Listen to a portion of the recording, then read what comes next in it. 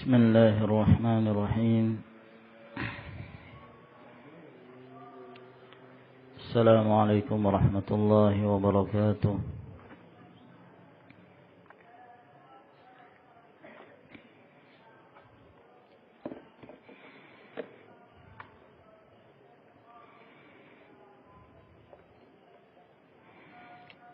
إن الحمد لله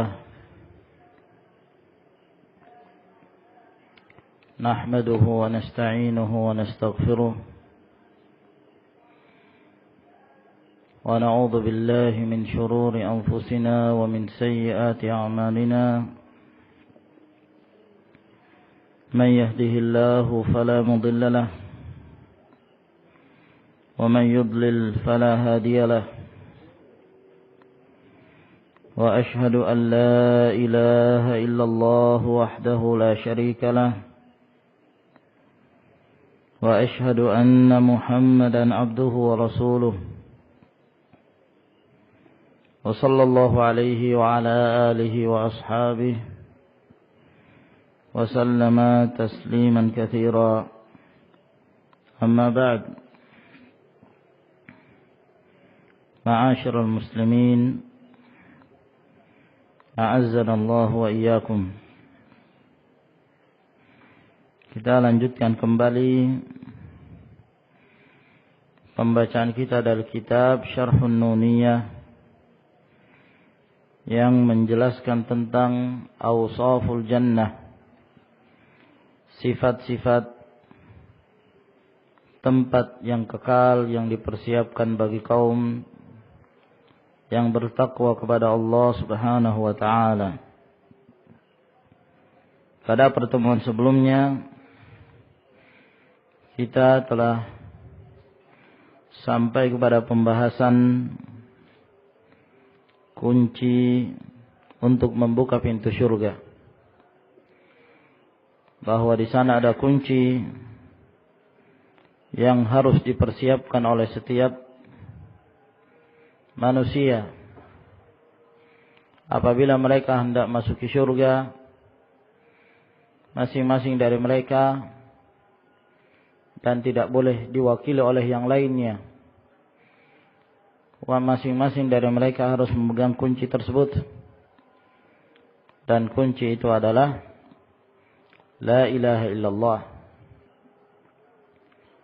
Namun tidaklah cukup hanya sekedar mengucapkan kalimat La ilaha illallah. Namun kita harus melihat tuntutan-tuntutan dari kalimat La ilaha illallah itu dengan menyempurnakan syarat-syaratnya dan melaksanakan apa yang telah menjadi tuntutannya, yaitu mengamalkan syariat-syariat yang telah diperintahkan oleh Allah Subhanahu wa ta'ala kepada kita. Demikian pula yang telah kita jelaskan pada pertemuan yang lalu, bahwa ahlul jannah sebelum mereka masuki surga, maka di sana ada kitab yang diberikan kepada mereka, yang mana kitab tersebut Allah Subhanahu wa ta'ala tidaklah memberikan izin kepada seorang untuk masukinya kecuali apabila telah mendapatkan persetujuan dari Allah Subhanahu wa ta'ala, dengan dicocokkannya kitab tersebut dengan hamba yang akan memasuki surga, sebagaimana yang disebutkan dalam riwayat At-Tabrani. Namun kata beliau rahimahullahu ta'ala bahwa kitab itu bukanlah hanya didapatkan oleh seorang hamba tatkala dia akan masuk surga, namun sudah ada ketetapan-ketetapan sebelumnya, kitab-kitab sebelumnya, baik tatkala dia di alam barzakh, Allah Subhanahu wa ta'ala telah mencatatnya dalam illiyin kalau dia termasuk di antara orang-orang yang berbahagia, atau ke dalam sijjin apabila dia termasuk ke dalam orang-orang yang sengsara. Bahkan sebelum itu, ketika dia masih dalam keadaan janin, dalam kandungan ibunya, Allah Subhanahu wa taala pun telah memerintahkan pada malaikat untuk menulis ketetapan yang telah menjadi ketetapan Allah Subhanahu wa taala baginya. Sengsarakah dia ataukah dia termasuk di antara orang-orang yang mendapatkan kebahagiaan. Bahkan sebelum itu pula Allah Subhanahu wa taala telah menetapkan bagi mereka ada mitsaq, ada perjanjian antara mereka dengan Allah Subhanahu wa taala, di mana mereka telah mempersaksikan, alastu birabbikum, bukankah aku adalah Rabb kalian? Maka mereka pun menjawab, bala, bahwa engkau adalah Rabb kami. Dan Allah Subhanahu wa taala pun telah menetapkan bagi mereka ketika Allah mengeluarkan dari sulbi Adam, di antara mereka ada yang telah ditetapkan untuk dimasukkan ke dalam surga, ada pula yang telah ditetapkan untuk dimasukkan ke dalam neraka. Telah kita sebutkan pula riwayat Al-Imam Ahmad bin Hanbal rahimahullahu taala, di mana Rasulullah sallallahu alaihi wasallam memberikan nasihat kepada para sahabat, di mana beliau bercerita tentang orang-orang yang setelah mereka meninggal, mereka akan mengalami satu alam yang disebut dengan alamul barzakh atau alam kubur. Bagi mereka yang mendapatkan kenikmatan, maka mereka pun mendapatkan kenikmatan kubur. Sebagaimana yang telah kita sebutkan kemarin, seorang hamba Allah Subhanahu wa taala yang jiwanya telah diwafatkan dengan diutusnya para malakul maut, malaikat yang ditugaskan untuk mencabut nyawa. Walhasil kisah dari hamba tersebut, di mana Allah Subhanahu wa taala memuliakannya, dibungkus dengan kain kafan dan hanut, ya, lalu kemudian dia dimuliakan dan dicabut ruhnya dengan baik, dan ruhnya tersebut diberikan harum-haruman yang sangat harum sekali. Lalu kemudian dia pun mendapatkan kenikmatan kubur, sebagaimana yang telah kita sebutkan pada pertemuan yang lalu. Dan kita lanjutkan kembali kisah yang disebutkan oleh Rasulullah sallallahu alaihi wasallam berkenaan tentang mereka yang akan mengalami alamul barzakh.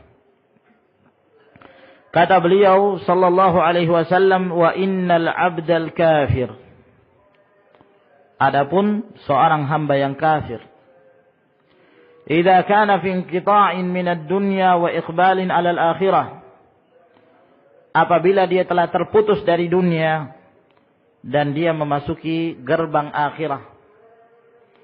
Dia memasuki gerbang akhirah. Yang dimaksud dengan gerbang akhirat di sini adalah alam barzakh itu tadi. Alam barzakh. Karena alam ini ada 3 yang akan dilalui oleh manusia setelah mereka terlahir ke dunia ini. Di sana ada darud dunia. Di sana ada darul barzakh. Dan yang terakhir adalah darul akhirah. Di sana ada alam dunia yang sekarang ini kita mengalaminya. Ada pula alamul barzakh setelah kita meninggal. Dan yang terakhir adalah alamul akhirah. Maka alam barzakh merupakan alam yang kedudukannya sebagai pintu gerbang menuju akhirah. Maka apabila seorang menghadap ke pintu gerbang akhirat tersebut, nazala ilaihi minas sama'i malaikatun sudul wujuh. Maka hamba yang kafir ini yang akan meninggal, maka turunlah kepadanya para malaikat. Yang malaikat ini bentuknya memiliki wajah-wajah yang hitam, wajah yang menyelamkan.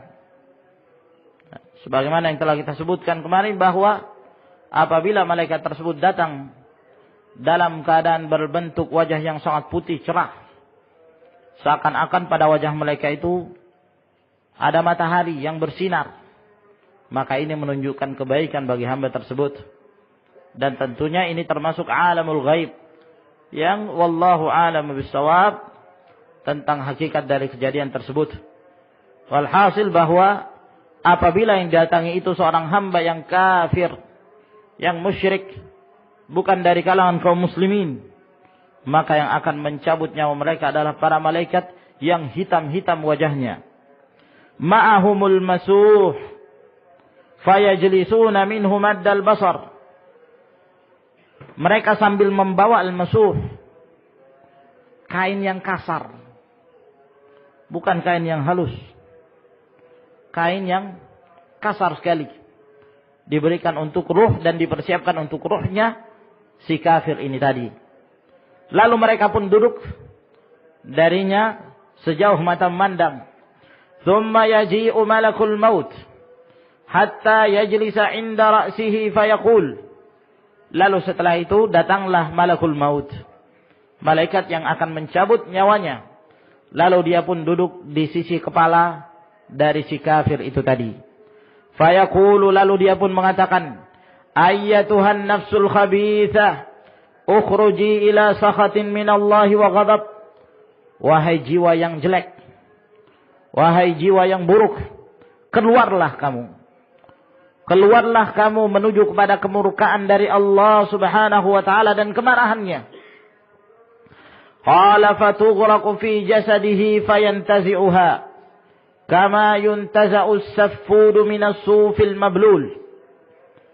Maka setelah malakul maut ini memerintahkan kepada rohnya si kafir ini untuk keluar menuju kepada kemurkaan Allah subhanahu wa ta'ala dan kemarahannya, maka ruh ini tadi ditenggelamkan ke jasadnya.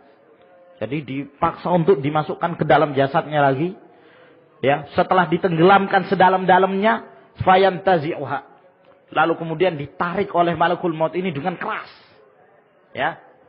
Ditarik oleh malakul maut setelah dimasukkan ke dalam tubuhnya, lalu kemudian ditarik dengan keras. Kama yuntaza'u as-saffut. Ya. Seperti ditariknya as-saffut. Ya. As-saffut ini alat yang digunakan untuk menusuk daging. Nah, ya, alat yang digunakan untuk menusuk daging tersebut. Kalau orang bikin sate misalnya, itu tusukannya. Nah, maka malakul maut ini tatkala akan mencabut ruh tersebut, maka ditarik seperti itu keadaannya. Ya. Atau ibaratnya seperti tombak. Ya, yang di depannya itu ada bentuknya seperti anak panah.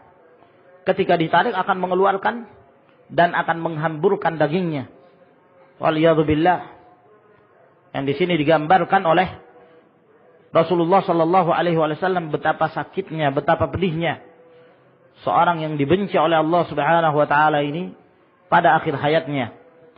Minas sawfil mablul, dari kulit yang dalam keadaan basah.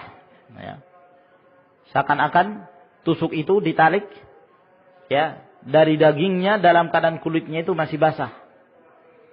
Kalau sudah dalam keadaan kering mungkin mudah untuk ditarik, tapi dalam keadaan basah, ya, anggaplah kalau seperti anak panah ditancapkan ke dalam tubuh seorang, lalu kemudian begitu ditarik akan mengeluarkan isi perutnya. Waliyadzubillah.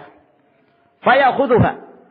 Lalu malakul maut pun mengambil ruh itu. Subhanallah. Di dunia saja sudah disiksa. Allah subhanahu wa ta'ala berfirman, walahum adzabun fid dunya wala adzabul akhirati asyaq. Mereka sudah mendapatkan siksaan itu di dunia, apalagi di akhirat siksaannya lebih keras, lebih pedih, lebih menyakitkan, berlipat-lipat ganda siksaan itu yang akan mereka rasakan di neraka nantinya. Lalu kemudian diambillah roh ini oleh malakul maut. Fa idza akhadhaha lam yad'uha fi yadihi tarfata 'ain. Maka apabila telah diambil roh tersebut oleh malakul maut, maka para malaikat-malaikat yang wajahnya hitam itu tadi, mereka tidak membiarkan ruh itu untuk mereka pegang di tangannya sedikit pun, sampai mereka langsung memasukkannya ke dalam al-masuh, ke dalam kain yang kasar itu tadi, ke dalam kain yang kasar, dan sama sekali tidak ada bau yang harum sedikit pun, bahkan yang keluar adalah bau yang sangat busuk. Kata beliau, wa yakhruju minha ka'antani rihi jifatin wujidat 'alal ard, dan keluarlah dari kain itu bau yang sangat busuk sekali, ya. Lebih busuk daripada baunya bangkai yang paling busuk yang diketemukan di atas muka bumi ini. Ya, tidak punya kehormatan. Ruhnya orang kafir dihinakan oleh Allah Subhanahu wa taala. Tidak dihargai, tidak seperti ruh seorang mukmin, dihargai. Nah, dimasukkan ke dalam hanut, masukkan ke dalam al-kafan, dihormati dan diberikan wangi-wangian yang sangat harum sekali. Sehingga setiap para malaikat itu membawa dari satu langit ke langit yang berikutnya, maka mereka selalu bertanya-tanya, "Ma hadzal ruhut thayyib?" Apa ini? Ruh yang sangat harum sekali. Akan tetapi keadaan orang yang kafir waliyadzubillah, penderitaan sebelum mereka merasakan siksaan yang paling pedih ketika mereka akan dilemparkan ke dalam neraka. Fayas'aduna biha, maka para malaikat ini pun membawa roh tersebut. Fala yamurruna biha ala mala'in minal malaikah illa qalu ma hadzal ruhul khabith. Maka tidaklah mereka melewati satu kelompok dari malaikat, melainkan malaikat tersebut selalu bertanya, ada apa ini? Ruh yang sangat busuk ini. Dari mana? Ini milik siapa ini? Ruhnya siapa ini? Fayaqulun, maka mereka yang membawa ruh ini tadi, mereka pun menjawab, Fulan ibnu Fulan. Ini ruhnya si Fulan bin Fulan ini. Bi'aqbahi asma'ihi allati kana yusamma biha fid dunya. Maka mereka akan memberi nama dengan namanya yang paling buruk. Ya, yang pernah dia diberi nama ketika di dunia ini. Dengan nama yang paling buruk. Berbeda dengan rohnya seorang mukmin dengan nama yang paling baik. Oh, ini ruhnya si Fulan, Fulan bin Fulan. Nah, dengan kebaikan ruh itu, maka akan terangkat pula ruh keluarganya, ruh orang tuanya. Oh, ini Fulan bin Fulan. Nah, akan membawa nama harum. Akan tetapi kalau ruhnya kafir, musyrik, na'am, maka yang disebut adalah nama yang paling jelek. Fulan bin Fulan, diikutkan lagi nama orang tuanya, sehingga membuat jelek, ya, nama orang tuanya tersebut. Hatta yantahiya ila sama'id dunya, sampailah ruh ini ke langit dunia, belum sempat sampai ke atas, ya. Kalau rohnya seorang mukmin sampai ke tingkatan langit yang di atasnya Allah Subhanahu wa taala. Namun rohnya si kafir ini baru sampai ke langit dunia. Fayustaftahu lahu fala yuftahu lahu. Lalu kemudian minta dibukakan untuk menuju ke langit yang berikutnya, tapi tidak dibukakan. Ya, tidak diberikan izin untuk terus naik ke atas langit, tingkatan demi tingkatan, tidak. Begitu dia sampai ke langit dunia, sudah itulah batasan dia. Tidak akan naik lagi ke atas. Karena Allah Subhanahu wa taala telah memurkainya dan marah terhadap ruh tersebut. Fala yuftahu lahu, maka tidak dibukakan baginya pintu langit tersebut.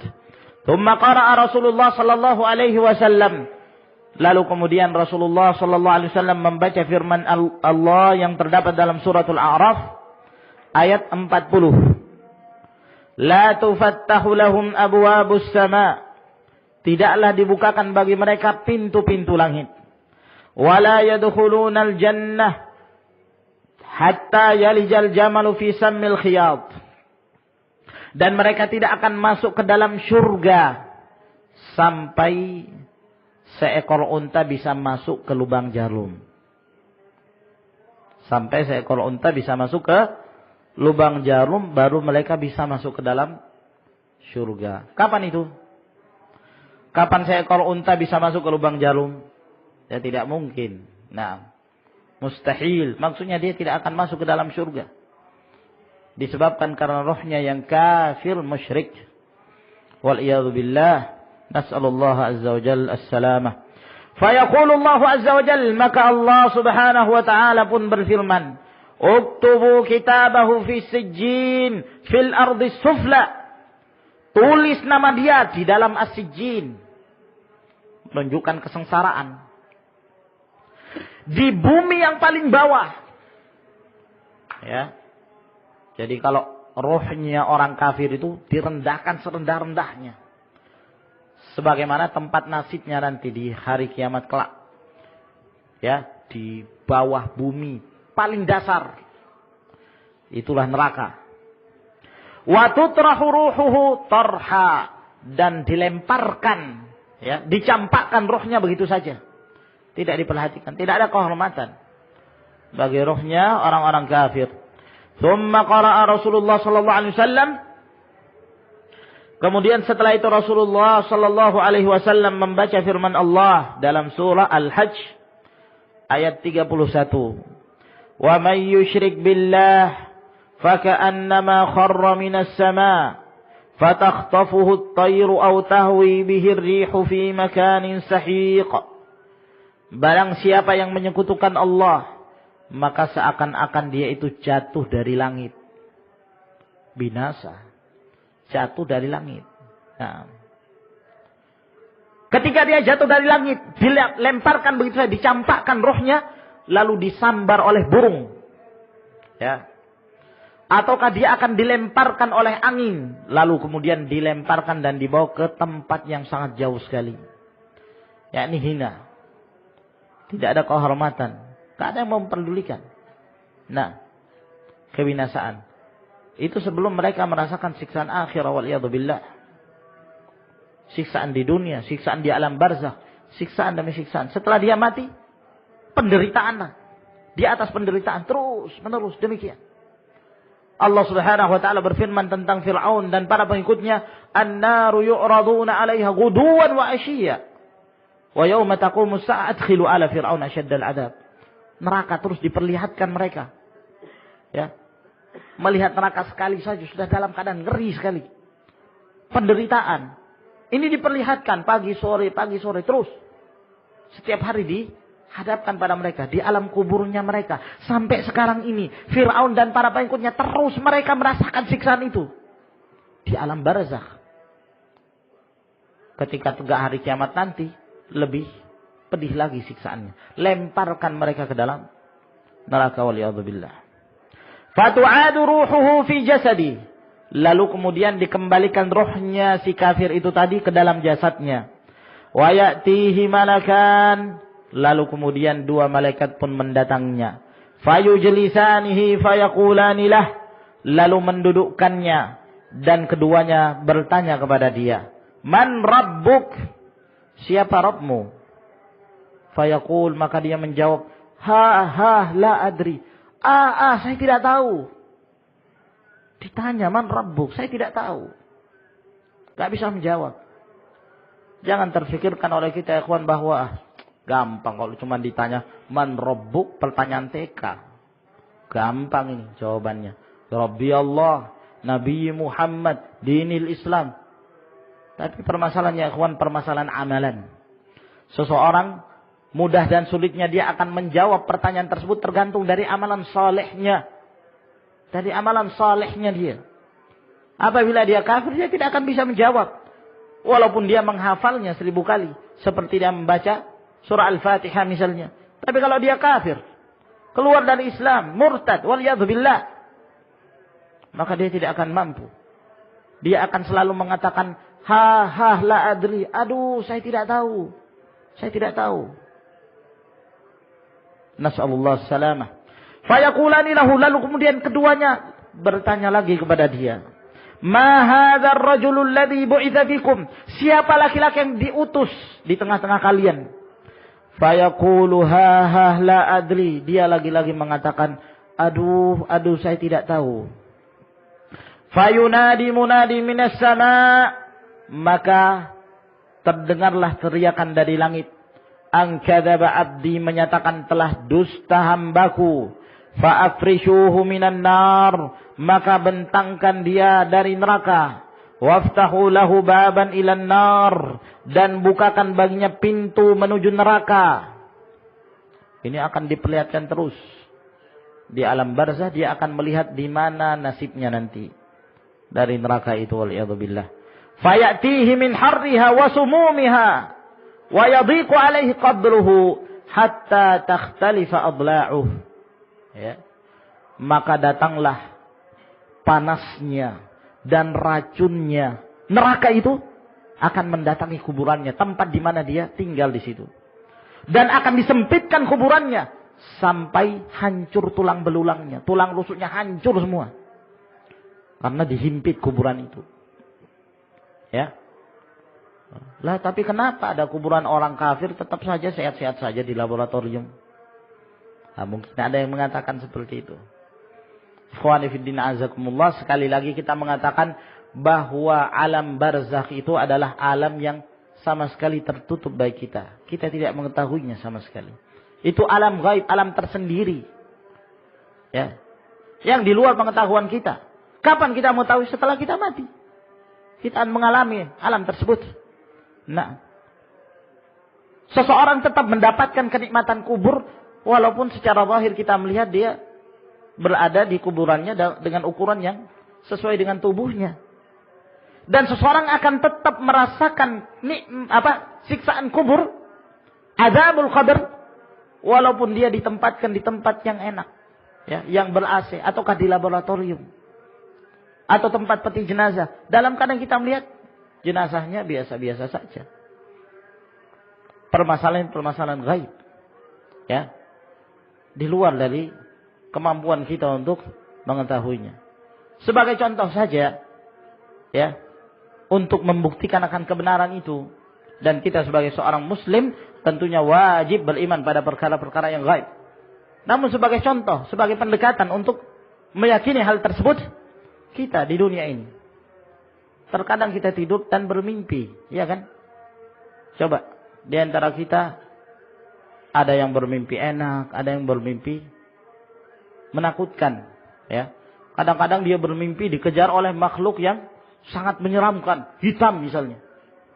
Ya, dalam keadaan dia ketakutan sekali dalam mimpinya, padahal dia tetap di pembaringannya, ya kan? Dia di atas tempat tidurnya, mungkin dia tidur di ruangan yang ber-AC, Masya Allah, nikmat, dengan istrinya. Dalam keadaan dia merasakan ketakutan yang sangat, ya, didatangi oleh makhluk-makhluk yang mengerikan, kepalanya dipentungi, dalam keadaan dia merasakan kesakitan, ya kan? Padahal nggak ada yang mukul dia. Dia tetap di atas pembaringannya. Nah, tidak ada yang mukuli dia, tapi dia merasakan sakit. Dan itu kita semua merasakan itu, ya kawan. Iya kan? Demikian pula sebaliknya, seorang terkadang merasakan kenikmatan saat mimpi. Ya, di hadapannya ada, Masya Allah, makanan yang sangat lezat, makanan yang enak misalnya, buah-buahan. Kita makan, rasanya enak sekali kalau dalam mimpi itu. Nah, sampai terkadang, wallahu alam kalau yang lain ya, terkadang, ya, kalau ana mungkin pernah merasakan bahwa dalam mimpi itu saya mengetahui bahwa saya bermimpi. Ya. Saya mengetahui bahwa saya bermimpi. Mungkin sebagian ikhwan merasakan itu, iya kan? Dalam mimpi mengetahui bahwa dia dalam keadaan bermimpi. Ya. Dalam keadaan dia diberikan kenikmatan. Di hadapannya berbagai macam makanan dan minuman. Dia merasakan kelezatan yang sangat sekali. Ya, sempat terfikir, wah, mudah-mudahan ini saya bisa membawanya ke alam sadar. Ya. Mudah-mudahan saya bisa membawanya ke alam sadar. Dipegang semua makanan itu. Nah, ternyata setelah bangun dari tidurnya nggak ada sama sekali. Nah, ya, hampa. Walhasil ya ikhwan, bahwa ini dirasakan kenikmatan, kengerian, ketakutan, perasaan sakit, dipukul. Itu dirasakan. Dan itu alam tersendiri. Kalau ini saja kita meyakini akan adanya itu, kenapa kita tidak meyakini adanya siksaan kubur bagi orang-orang kafir dan kenikmatan kubur bagi kaum mukminin? Nah, hatta takhtalifa adla'u, sampai hancur tulang rusuknya. Wa ya'tihi rajulun qabihul wajhi, qabihul thiyabi, muntinur rih. Lalu kemudian dia pun didatangi oleh seorang laki-laki yang buruk wajahnya, buruk pakaiannya, dan sangat bau, sangat busuk yang keluar dari tubuhnya. Fayaqulu lah, lalu kemudian dia pun mengatakan kepada orang yang disiksa itu tadi, si kafir itu tadi, abshir billadhi yasu'uk, bergembiralah dengan sesuatu yang engkau rasakan dari kejelekan. Hadza yaumuka alladzi kunta tu'ad, inilah harimu yang kamu dahulu janjikan, kamu akan mendapatinya. Fayaqulu man anta, lalu si kafir ini bertanya, siapa kamu? Fawajhukal wajhul ladzi yaji'u bisyarr, wajah kamu wajah yang mendatangkan kejelekan. Fayaqul ana amalukal khabith. Maka berkata orang ini, saya adalah amalanmu yang buruk. Itulah temannya dia nanti di alam barzakh waliyadzubillah. Fayaqulu rabbi la tuqimis sa'ah. Maka berkata si kafir ini, ya Allah, jangan engkau tegakkan hari kiamat. Di saat itu saya sudah menderita, apalagi kalau hari kiamat. Ketakutan dia akan merasakan siksaan yang lebih pedih. Jauh lebih pedih daripada yang dia rasakan di alam barzakh tersebut. Wa rawahu Abu Dawud bitulihi binahwi, dan juga diriwayatkan oleh Abu Dawud dengan panjang lebar seperti hadis yang diriwayatkan oleh Al-Imam Ahmad ini. Fa hadha huwa at-tawqi'u wal mansyurul awwal. Maka inilah tawqi' atau ketetapan kitab yang Allah Subhanahu wa taala tetapkan bagi hambanya yang sengsara dalam sijjin, yang bahagia dalam illiyin. Wa ammal mansyurul tsani fa huwa ma dzakarna min hadits at-Tabrani. Adapun kitab yang kedua, yaitu yang telah kita sebutkan tadi dalam hadis at-Tabrani, yaitu di saat seseorang akan memasuki surga Allah Subhanahu wa taala. Faslun, pasal yang berikutnya, fi sufufi ahlil jannah. Penjelasan tentang berbarisnya penduduk surga. Berapa baris mereka? Ya, berapa shaf di mana mereka akan masuk surga. Maka di sini akan disebutkan beberapa riwayat yang datang dari Rasulullah sallallahu alaihi wasallam tentang jumlah shaf-shafnya penduduk surga. Rawal Imam Ahmad wa Tirmidzi bi isnadin sahihin an Buraidah bin al-Hasib qala Rasulullah sallallahu alaihi wasallam. Telah diriwayatkan oleh Imam Ahmad, At-Tirmidzi dengan sanad yang sahih dari Buraidah bin al-Hasib. Beliau berkata, telah bersabda Rasulullah sallallahu alaihi wasallam, ahlul jannati 20 wa mi'atu saffin. Bahwa penduduk surga itu shaf dan barisan mereka ada 120 shaf. 20 wa mi'atu saffin. Hadhil ummatu minha 80 saffan. Jadi penduduk surga ada 120 shaf. Umat ini, umatnya Rasulullah sallallahu alaihi wasallam, mereka berbaris dan mendapatkan 80 shaf. Subhanallah, terbanyak, walhamdulillah. Ya, kenikmatan bagi umatnya Rasulullah sallallahu alaihi wasallam. Umat ini 80 shaf dari 120 shaf. Berarti berapa kalau dibandingkan secara keseluruhan umatnya Rasulullah SAW yang masuk ke dalam surga?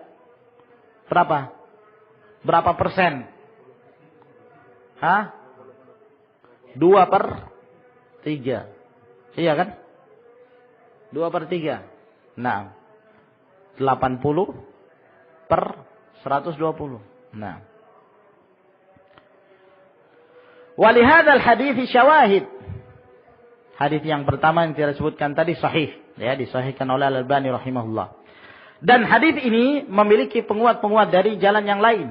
Min hadits Abi Hurairah alladzi rawahu Abdullah bin Ahmad qala. Di antaranya adalah hadisnya Abu Hurairah yang diriwayatkan oleh Abdullah bin Ahmad bin Hanbal. Beliau mengatakan, lamma nazalat, ketika turun firman Allah Subhanahu wa taala, thullatun minal awwalin wa thullatun minal akhirin. Ada sekelompok yang masuk ke dalam surga dari orang-orang terdahulu dan sekelompok pula dari orang-orang belakangan. Qala Rasulullah sallallahu alaihi wasallam, maka Rasulullah sallallahu alaihi wasallam pun berkata, antum rubu'u ahlil jannah. Beliau bersabda di hadapan umatnya, kalian wahai umat Islam akan mendapatkan bahagian dari surga 1/4 dari penduduk surga. Itu perkataan beliau yang pertama. Lalu ditambah lagi oleh Allah. Maka Rasulullah merubah kembali.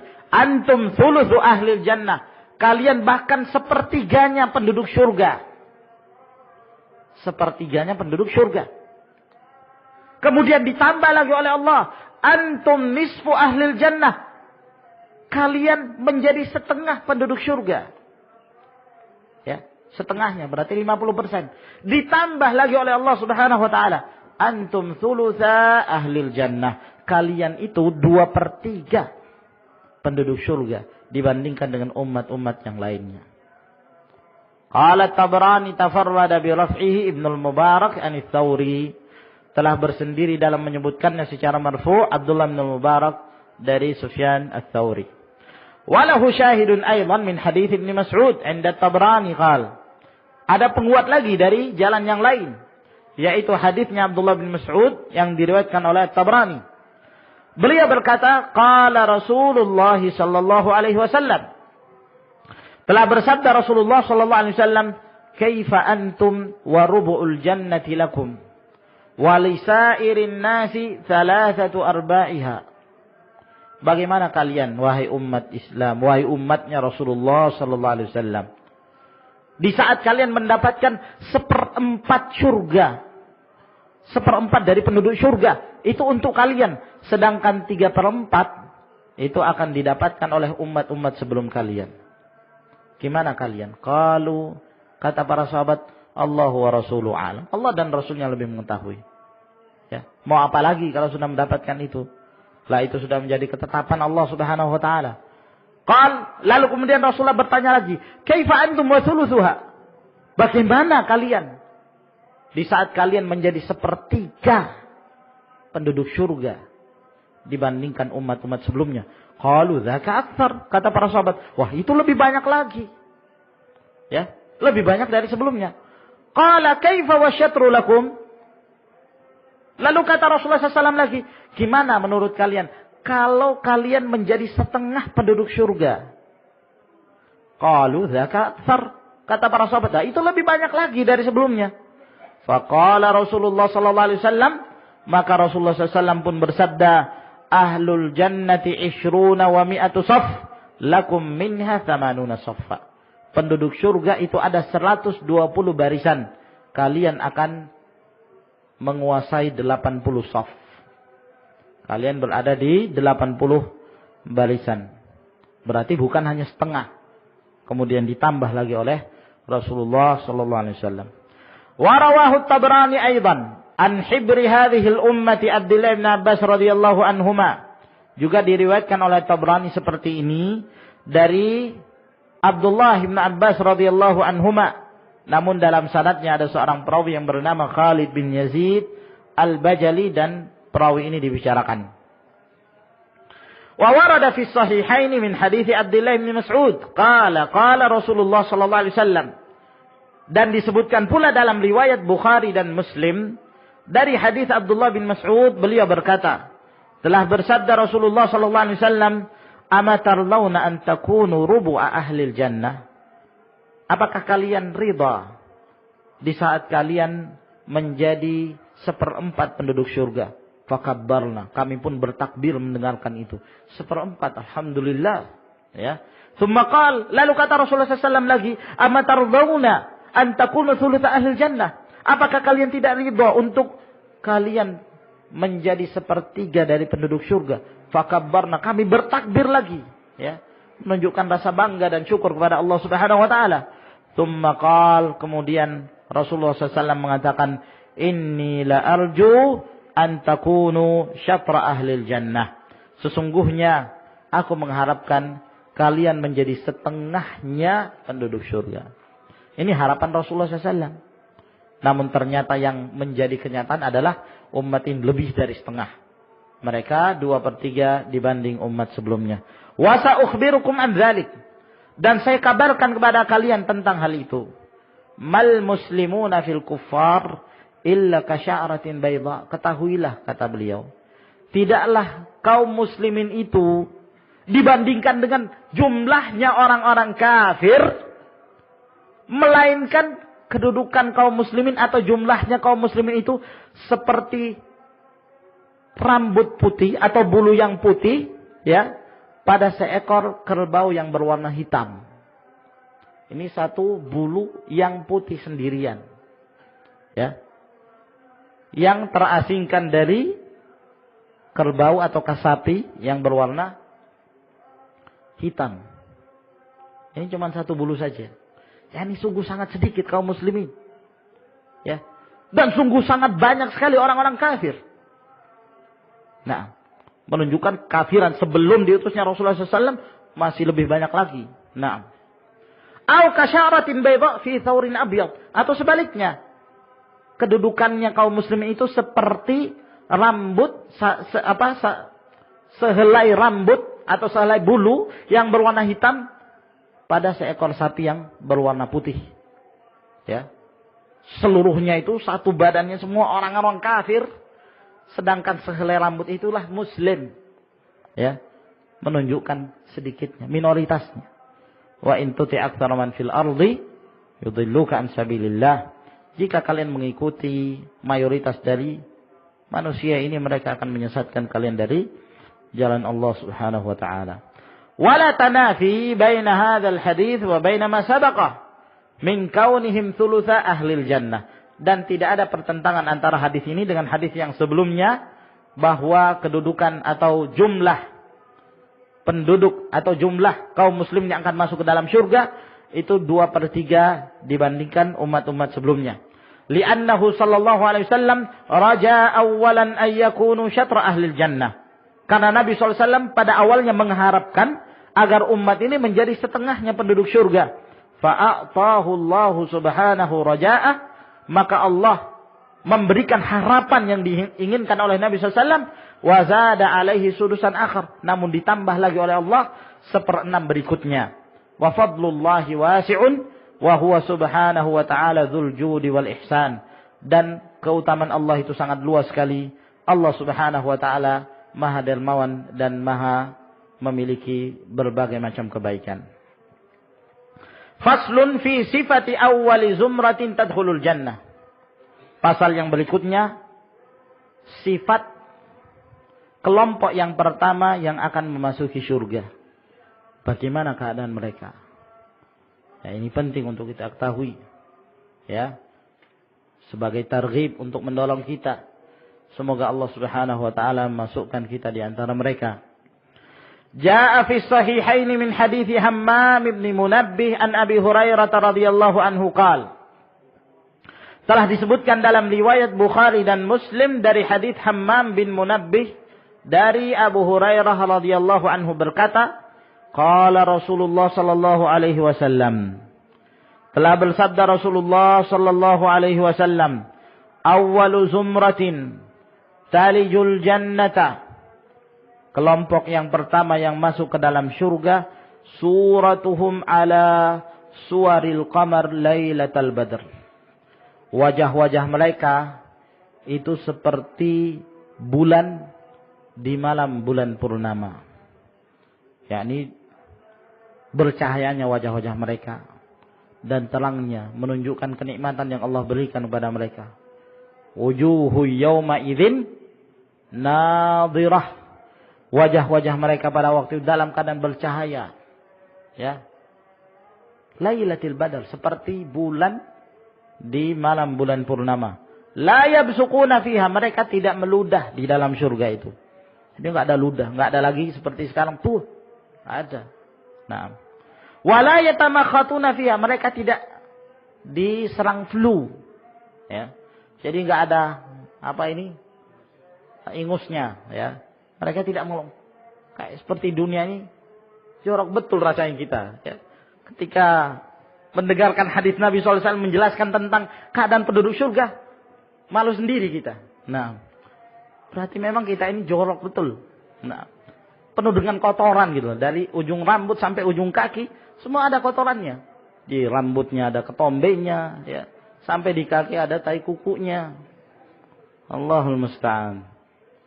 Mereka dalam surga enggak ada itu, enggak ada ludah, ya. Mereka tidak mengeluarkan ingus, ya, enggak ada mukhat.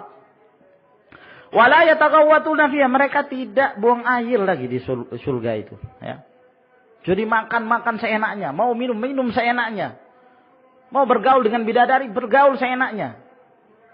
Karena mereka diberikan kekuatan 100 laki-laki. Satu laki-laki kekuatannya dalam surga, ya, itu menjadi 100 kali lipatnya laki-laki. Nah, subhanallah. Power yang besar yang Allah Subhanahu wa taala berikan kepada mereka, kenikmatan. Nah, mereka makan. Apa yang mereka inginkan ada. Wa fiha ma tashtahihil anfus wa taladzul a'yun. Dalam surga itu apa saja yang diinginkan oleh diri kita. Ya, dan lezat di pandangan mata. Nah, di dalam riwayat Ibnu Abi Dunya yang dihasankan oleh Al-Albani rahimahullah, ya, Rasulullah sallallahu alaihi wasallam menjelaskan kalau seorang itu hendak minum, ya, bukan karena kehausan, hanya untuk mencari kenikmatan semata. Jadi dia berangan-angan untuk minum. Ketika dia memikirkan untuk minum, maka cere itu datang sendiri, terbang sendiri ke dia. Nah, ya, tinggal terus dituangkan, ada yang menuangkan sendiri terus, ya, terus masuk sendiri ke mulutnya, minum, ya, dengan penuh kenikmatan. Setelah itu cereknya ini terbang sendiri menuju ke tempatnya kembali. Teknologi apa dalam surga itu? Nah, ya, kok datang kembali, ya. Nah, itu kenikmatan Allah Subhanahu wa taala. Ya. Tidak pernah buang air besar, enggak buang air kecil. Nah. Aniyatuhum wa amsyatuhum adz-dzahab wal fiddah. Bejana-bejana mereka dan sisir-sisir mereka itu emas dan perak. Oleh karena itu Rasulullah SAW mengharamkan kita kaum muslimin untuk makan dan minum dari bejana perak atau emas. La ta'kulu fi sihafihima wa la tashrabu fihima fa innaha lakum fid dunya wa lahum fil akhirah. Fa inna lahum fid dunya wa lakum fil akhirah. Nah, jangan kalian minum di bejana emas dan perak. Jangan juga kalian makan padanya. Itu untuk mereka orang-orang kafir di dunia, tapi untuk kalian nanti di akhirat. Sisir-sisir mereka dari emas dan perak. Loh, kok ada sisir ya? Apa rambut pada waktu itu acak-acakan kok sampai kita diberikan sisir oleh Allah Subhanahu wa taala? Bukan semata-mata kenikmatan, ya. Makan dan minum bukan karena kelaparan, bukan karena kehausan, semata-mata kenikmatan. Nah, yang Allah Subhanahu wa taala berikan. Wa majamiruhum al-aluwatu. Ya. Dan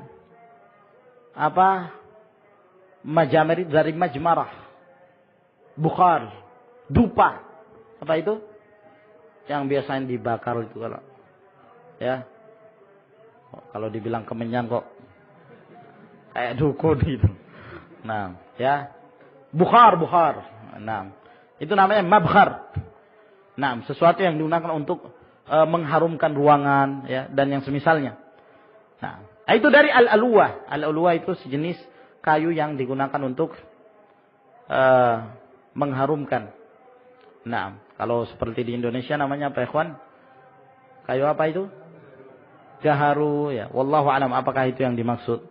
Nah, yang jelas apa-apa yang kita sebutkan di sini, ikhwan, makan, minum, meja dan seterusnya, tidak tergambarkan oleh kita hakikatnya yang terjadi di dalam surga. Hanya saja Allah Subhanahu wa taala, ya, memberikan kepada kita apa-apa yang dalam surga seperti apa-apa yang ada di dunia dalam hal nama. Namanya sama, tapi hakikatnya berbeda. Dalam surga ada buah-buahan. Apa sih yang kita inginkan? Ya, dalam surga ada susu, dalam surga ada khamr, dalam surga ada air, tapi berbeda. Apa yang kita akan dapatin dalam surga dengan sesuatu yang kita dapatkan di dunia. Wa rashhuhum al-misk. Keringat mereka itu baunya bau misik. Parfum yang sangat harum sekali. Ya, minyak kasturi kata orang. Nah, sangat harum sekali. Nah, itulah hasil dari yang mereka makan. Jadi kalau mereka makan, mereka enggak buang air. Tidak ada buang hajat di sana. Yang enggak ada WC dalam surga itu. Ya. Lah terus kemana itu? Makanan kemana?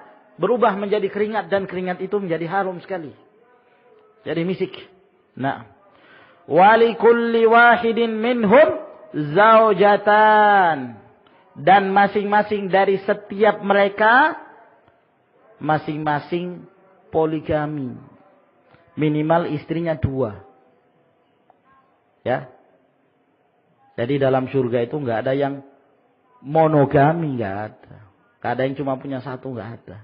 Enggak laku dalam surga itu. Dalam surga itu yang dikenal poligami. Nah, minimal 2 istri. Nah, bidadari tentunya. Nah, ya. Sebagian mereka diberikan kelebihan-kelebihan yang lain. Orang yang mati syahid misalnya. Mati syahid ditambah lagi oleh Allah Subhanahu wa taala 72 bidadari. Nah, 72 bidadari. Satu aja sudah subhanallah. Mabuk kepayang kita. Apalagi kalau 72. Yang satu mijitin kaki, yang satu mijitin tangan. Nah, sampai puas antum. Nah, subhanallah ya. Mudah-mudahan kita termasuk di antara ahlu syurga. Nah, ya. Kalau istri kita soleh, akan menjadi teman kita, akan menjadi bidadari pula. Bidadari yang lebih cantik. Ya. Jadi kalau bidadari itu berasal dari kampung dunia, menuju ke akhirat, itu lebih cantik daripada bidadari lokalan. Yang memang sudah aslinya dalam syurga. Beda. Ya. Kalau di dunia lebih cantik mereka kalau dimasukkan ke dalam surga. Kenapa? Karena ketika mereka di dunia ada taklif, ada beban. Dengan itu dia taat, menjadi seorang wanita muslimah yang taat. Taat kepada Allah, taat kepada suaminya. Menjalankan perintah Allah Subhanahu wa ta'ala. Sehingga Allah cintai dia. Dan Allah meridhai dia. Dan Allah masukkan dia ke dalam surga. Dia menjadi bidadari yang jauh lebih cantik daripada bidadari lokal. Nah. Ya, mereka ini datang dari jauh, dari kampung dunia. Subhanallah. Sehingga dia berbangga dengan itu. Dikumpulkan kembali dengan suaminya. Apabila mereka semua saleh. Nah, jannatu adnin yadkhulunaha wa man salaha min abaihim wa azwajihim wa dzurriyyatihim. Surga Aden itu mereka akan masukinya bersama dengan orang-orang yang saleh dari ayah-ayah mereka, dari istri-istri mereka, dari keturunan mereka. Dikumpulkan lagi oleh Allah Subhanahu wa ta'ala. Tapi coba kalau istri durhaka, istri bermaksiat, tidak taat kepada suami, marah bidadari yang ada di akhirat. Dalam hadis yang diriwayatkan oleh Tirmidzi, hadis Mu'adz bin Jabal, kata Rasulullah sallallahu alaihi wasallam, ya, la tu'dhi imra'atun zawjaha. Tidaklah seorang istri itu membikin marah suaminya, mengganggu suaminya, illa qalat zaujatuhu allati fis sama', melainkan akan berkata istrinya si laki-laki ini, kalau dia termasuk di antara penduduk surga, maka akan berkata istrinya yang ada di langit sana, yaitu bidadari, la tu'zi, hai wanita, jangan kamu sakiti dia. Marah bidadarinya, nah, jangan kamu sakiti dia, fa innama huwa dakhil, sesungguhnya itu hanya sementara bagi kamu. Yushiku ayyufariqaki ilaina. Sebentar lagi dia akan berpisah denganmu. Dan dia akan kembali kepadaku. Berbangga bidadari. Marah dengan perbuatan wanita yang suka bermaksiat pada suaminya itu tadi.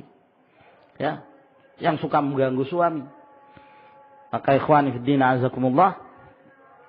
Ini suatu kenikmatan yang Allah Subhanahu wa ta'ala berikan.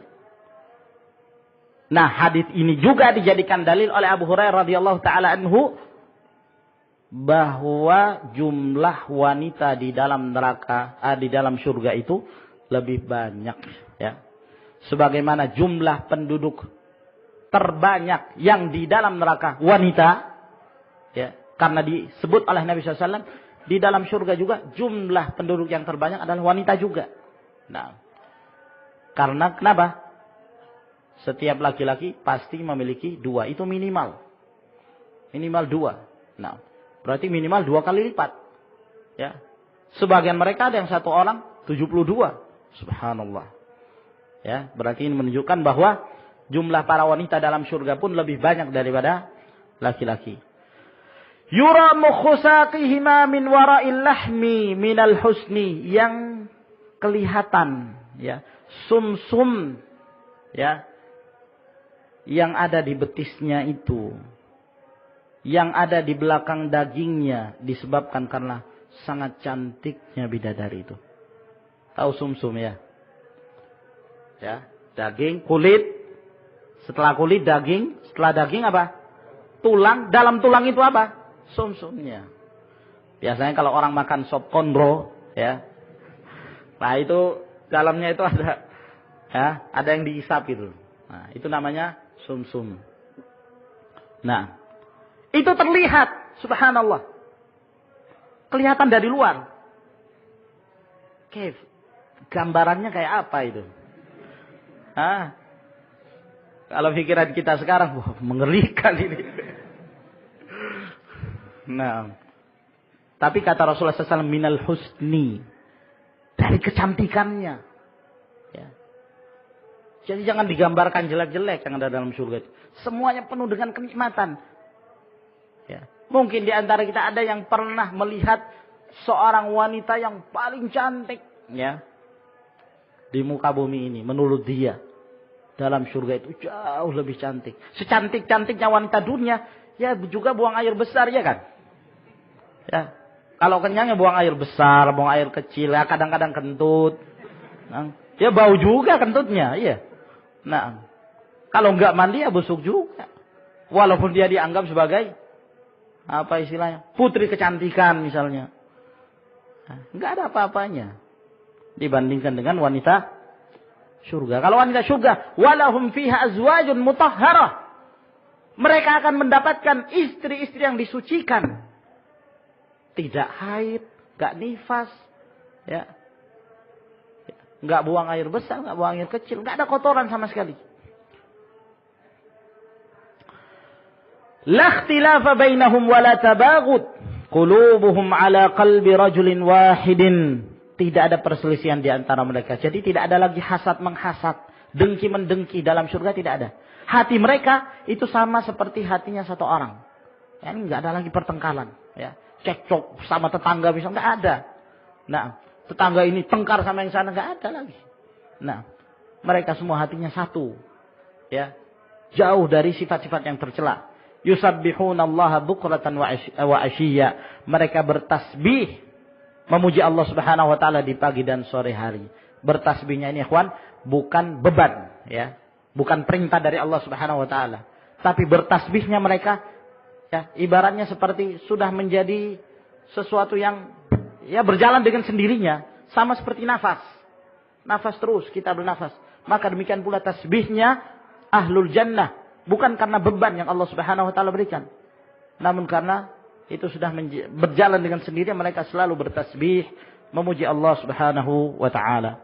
Wa haula humus sabiqun alladzina sabaqu fid dunya ilal khairat wa sabaqu fil akhirati ilal jannat. Maka mereka ini adalah orang-orang yang ketika mereka di dunia mereka berlomba-lomba untuk mengamalkan kebaikan, dan mereka pun didahulukan oleh Allah Subhanahu wa taala di akhirat memasuki surganya. Fa inna sabqahuna ala qadri sabqihuna. Karena sesungguhnya didahulukannya mereka masuk ke dalam surga itu sesuai dengan kadar mereka dahulu ketika di dunia juga berlomba-lomba. Mereka berada di baris terdepan dalam mengamalkan amalan-amalan yang saleh.